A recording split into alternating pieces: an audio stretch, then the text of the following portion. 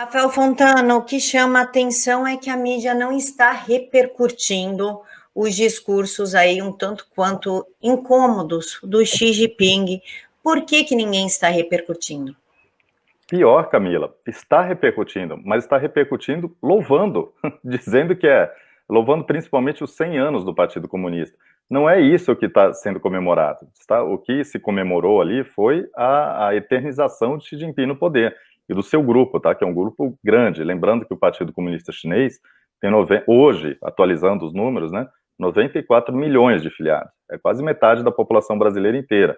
É mais do que a população da Alemanha, por exemplo, que é o país mais populoso da Europa continental. Então, você veja bem, esse discurso do Xi Jinping, em tom agressivo, imagina, a Cissa falou muito bem, com Trump ele não usava essas palavras, ele pisava em ovos, mas a instrução por trás era impedir a reeleição de Donald Trump. Eu trabalhava em Pequim, trabalhava na mídia estatal chinesa, quando isso aconteceu, falando de mídia, a mídia estatal chinesa atacava Trump. Só que a mídia chinesa, ela é toda do governo, ela é toda do Partido Comunista. Então, se está atacando o governo de Donald Trump, estava atacando naquele momento, eram as palavras do governo. E sim, houve uma manipulação, alguma coisa aconteceu com aquele vírus de Wuhan, e o silêncio criminoso e cruel do Partido Comunista enquanto o vírus se espalhava por todos os cantos da Terra. Agora, a mídia, por exemplo, aqui no Brasil, o Globo, não tem vergonha nenhuma, republicou uma matéria da AFP, Associated France Press, louvando os 100 anos, dizendo que o comunismo chinês reinventou o capitalismo. Isso é vergonhoso, é um absurdo. O comunismo chinês, né, o socialismo com características chinesas, que é um socialismo de mercado, não reinventou absolutamente nada. Nada, né? Eles pegaram o capitalismo que já existia e passaram a controlar com a mão forte do Estado, ajudando aqueles que estão do lado do partido. E quem não estiver do lado do partido está fora do jogo. Isso não é recriação ou refundação do capitalismo, não tem nada a ver. O capitalismo continua sendo capitalismo, com todos aqueles benefícios de mercado livre que nós conhecemos, que não existe na China, e o socialismo continua sendo essa praga que precisa ser extirpada do mundo. Cissa, o Rafael não usou os 5 minutos dele total, se você quiser, por gentileza. Tá, eu acho interessante até vários veículos da empresa estarem louvando esses 100 anos do Partido Comunista Chinês, porque parece até que esqueceram daquele massacre da Paz Celestial, que aconteceu não tem tanto tempo assim, que a gente se lembra dos estudantes lá sendo com um tanque de guerra passando por cima deles. Então, 1989. Pois é, e é isso mesmo que a gente vai celebrar nesses anos todos, assim, já esqueceram disso, porque na época que isso aconteceu, eles estavam metendo pau no Partido Chinês, aí bastou o Bill Clinton começar a alocar recursos para lá, para que a economia fosse melhorando, e vários outros presidentes americanos e mundiais fizeram o mesmo, e para a imprensa esquecer como...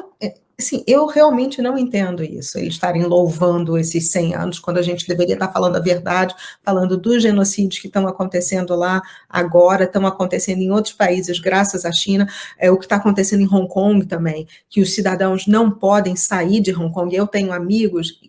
Então, essa minha amiga está em Singapura, os pais não conseguem sair de Hong Kong para encontrar com ela em Singapura, porque o Partido Comunista Chinês determinou que ninguém sai de lá, que ninguém, a menos que você tenha um passaporte estrangeiro, e mesmo assim, para quem tem um passaporte inglês, porque muitas pessoas de Hong Kong têm um passaporte inglês, eles também estão proibidos de sair.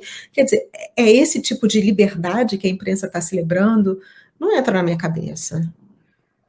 Rafael, tréplica. Perfeito. Esse é um debate que nós concordamos, né? Na verdade, a Camila, ela mostrou ali a imagem do discurso do Xi Jinping, toda aquela claque, não dá para chamar de público nem de plateia, é uma claque. Aquelas pessoas ali, elas são escolhidas para estarem ali, né? Os estudantes que estão ali, os universitários, os membros do partido e parte da população, camponeses, que estão ali, eles são claque, eles estão lá para aplaudir. Quando eu digo claque, que eu explico no meu livro, eu estava selecionando fotos aqui para o livro antes de entrar, é ridícula, né? Eles ficam batendo palma, é ensaiado antes mesmo, eles ficam batendo palma, parece show de calouros do Silvio Santos, eles ficam batendo palma, coreografado mesmo, é uma claque. Então, ali, aquele local, é exatamente a Praça Tiananmen, que é a Praça da Paz Celestial. Ali naquele local foram massacrados estudantes. E Cissa, não foi só ali não.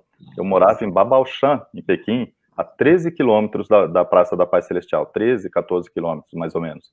E começou ali a fileira de tanque, quando eles vieram por ali, era uma estrada, ainda não tinha cidade. Onde eu morava, né, eram bairros um pouco rurais, a fileira de tanque veio ali, do oeste de Pequim, e foi passando ali por Mucidi, foi passando por onde era o Museu Militar, e foi seguindo, né, Sidan, até chegar na Praça da Paz Celestial. Mas os confrontos já começaram no caminho, né? O primeiro confronto foi em Buquesson, a 11 quilômetros da praça. Para você ter ideia, foram confrontos por 11 quilômetros até chegar na praça. E já foi morrendo muita gente nesse caminho. E depois que a população dispersou ali, o exército seguiu atrás. Morreu gente dos dois lados, mas é óbvio que morreu muito mais manifestante. Estudantes foram massacrados, jovens, tanques passaram por cima. Eram pedaços de chineses espalhados pelas ruas, foi horrível. A mídia não toca nesse assunto. O evento foi, dos 100 anos do comunismo, foi na Praça da Paz Celestial, onde teve aquele massacre em Pequim. A imprensa não toca nesse assunto. É realmente vergonhoso. Cissa, se Bolsonaro ou Trump falassem que iam esmagar a cabeça dos opositores, o que o mundo diria? É engraçado ver isso, né? Colocar sob essa perspectiva, porque eles que não estão matando ninguém são os genocidas, são os fascistas, são os nazistas, quando a gente vê justamente o contrário, né? Quando essas outras pessoas que estão fazendo tudo vêm à tona na imprensa, eles são os bonzinhos, são os legais, são os que estão apoiando a liberdade. Seria um absurdo. O Trump qualquer coisinha que ele falava, a imprensa caía de pau em cima. Agora, Titio Bidê, que está fazendo muitas outras coisas muito piores que ele, com ele nada acontece. Então, são os dois pesos e duas medidas, porque aí a gente vê que fica muito claro que a gente não tem mais uma imprensa. Eu sempre falo isso, é agência de propaganda e no nível do Goebbels, sabe? Eles pegaram a cartilha do Goebbels e estão replicando isso direitinho. Inclusive, eu vejo isso agora com esse passaporte novo que estão querendo implementar, sabe? Eu venho de família, parte da minha família é judia, então eu só fico pensando, gente, quando é que vão me colocar a estrelinha aqui, em vez de Jude, de não vacinada, e vão começar a me tacar? Ontem mesmo, eu vi no Facebook uma amiga, na página dela, estava com aquela advertência, eu tenho até o screenshot da página da Lisa, perguntando se eu queria mesmo continuar sendo amiga dela, porque ela era extremista. Então, isso está acontecendo com as pessoas, pessoas comuns, feito a gente, o que para mim é muito mais sério até do que está acontecendo com o Bolsonaro e com o Trump, porque com eles, quando acontece isso, as pessoas se revoltam, mas quando acontece com pessoas normais, a gente vê que várias pessoas acabam denunciando o vizinho, e isso acontece muito lá na China também, de denunciar o vizinho, se eles acham que o vizinho está fazendo uma coisa errada, está indo contra as diretrizes do partido, eles são denunciados, o partido vai lá e executa eles. Eu sei disso porque através de amigos, que assim como o Rafael morou lá, eu tenho amigos estrangeiros, americanos que moraram lá, e eu tenho também amigos chineses que estão lá. O filho, assim, de uma grande amiga, ele acabou de entrar em problema aqui na escola justamente porque eles têm aula de mandarim no high school aqui, e o filho dessa minha amiga, na aula de mandarim dele, escreveu em chinês, porque ela é chinesa, o massacre da Paz Celestial, da Praça Paz Celestial, existiu sim. A professora soltou fogo pelas ventas, mandou ele para a diretoria, e lógico que o menino não teve problema nenhum, porque ele foi lá e falou, não, mas é verdade, olha só, minha mãe é chinesa, porque o pai é americano, mas a mãe é chinesa, minha mãe é chinesa, e minha mãe que me ensinou isso. Aí a professora teve que calar a boca, ficar quietinha. Mas eu vejo que, assim, nesse nível macro, as coisas tomam umas proporções muito maiores, mas a gente tem que ver também o nível micro dos cidadãos que estão se revoltando, que estão falando que, não, a China não é boazinha, a China está fazendo muita coisa errada. Aqui graças a Deus, estão tendo boicotes a alguns produtos chineses, porque muita gente está revoltada do vírus ter vindo de lá, mas essa comparação do Trump e do Bolsonaro com o Xi é muito válida, porque se eles falassem 1/10 do que ele falou, estaria todo mundo chamando de genocida para baixo. Fontana? Ótimo, foi ótima essa observação quanto ao estado policial, de vizinho vigiando vizinho, que a gente já viu em vários regimes totalitários por aí. E na China atual, ela foi levada a um novo patamar. E qual é? A vigilância se dá pelo meio tecnológico, boa parte pelo meio tecnológico. Antigamente você precisava ficar de olho no vizinho, denunciar.